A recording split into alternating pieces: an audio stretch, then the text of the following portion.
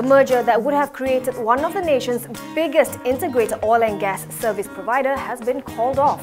We're talking about none other than the deal between Icon Offshore, UMW Oil Gas and Orkim. According to Equinas CEO Syed Yasir Arafat, the decision was made after considering the significant capital requirements of UMW Oil and Gas, which needed a far larger recapitalization than initially envisaged. Equinas owns major stakes in both Icon and Orkim. Meanwhile, UMW Oil and Gas President Rohaizat Darus says that while the creation of a major integrated oil and gas service provider is the right strategic approach for the longer term, for now, the company needs to focus on strengthening its balance sheet and reducing its debt position to meet its lenders' requirement. Despite the development, UMW Oil and Gas's major shareholder, UMW Holdings, is going ahead with its plan to exit the unit after getting the nod from shareholders today. The exercise is expected to be completed by July, after which PNB will emerge as a 45.5% direct shareholder in UMW Oil and Gas. The multi-billion ringgit Bandar Malaysia stake sale is off, and it's said to be thanks to Beijing's refusal to authorise state-owned China Railway Engineering Corp's investment in the project. Back in 2015, 1MDB had agreed to sell 60% of the project to the Chinese firm and its partner Iskandar Waterfront Holdings for 7.4 billion ringgit, part of its plans to cut debt.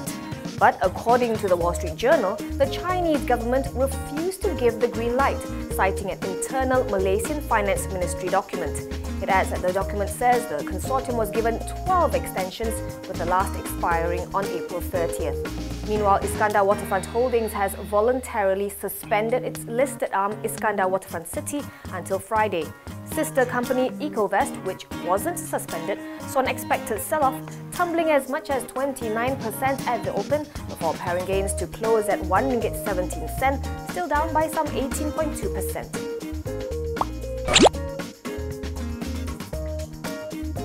Maybank says its Indonesian unit has scrapped a plan to sell off its entire stake in motorcycle financier WOM Finance.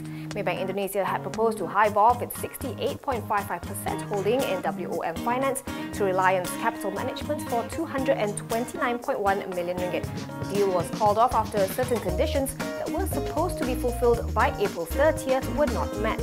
With this, WOM Finance will remain a subsidiary of Maybank Indonesia. This is not expected to have any material effect on the group's earnings per share and net assets per share for FY17.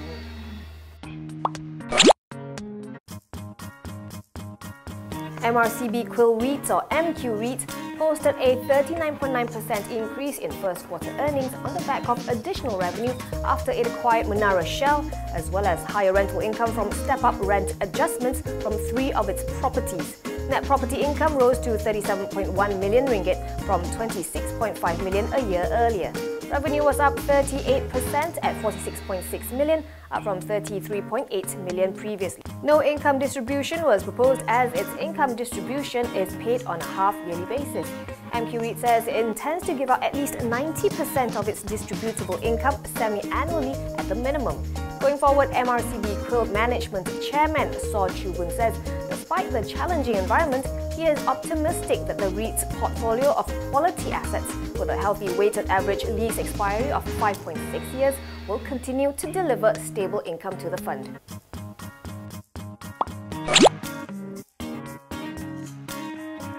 Bank Negara is upping the game in the fight against fraud and illegal financial schemes with the setting up of an inter-agency initiative. And it's not just the perpetrators who need to be worried. The central bank warns that investors who knowingly promote and participate in such schemes can also expect to face charges for abetment. The initiative will be led by the Attorney General's Chambers under the National Coordination Committee to Counter Money Laundering. Bank Negara also directed financial institutions to be more vigilant in detecting accounts that are used by perpetrators of financial scams and to further enhance due diligence policies and processes in identifying suspicious transactions and fund flows between bank accounts.